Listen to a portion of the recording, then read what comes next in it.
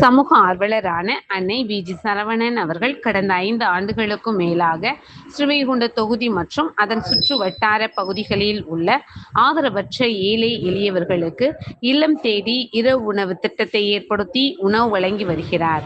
இந்நிலையில் தமிழக வெற்றிக் கழகத்தின் ஐம்பெரும் கொள்கை தலைவர்களுள் ஒருவரான சமூக ஆர்வலர் அஞ்சலை அம்மாளை கொள்கை தலைவராக அறிவித்ததன் ஏற்பால் தமிழக வெற்றிக் கழகத்துடன் இணைந்து தமிழக வெற்றிக் கழக தலைவர் தளபதி திரு விஜய் அவர்களின் ஆசியுடன் கழக பொதுச் செயலாளர் அண்ணன் புசிஎன் ஆனந்த் அவர்களின் வழிகாட்டுதலின்படியும் மதிய உணவு மற்றும் இரவு உணவு திட்டத்தை ஏற்படுத்தி உணவு வழங்கி வருகிறார்.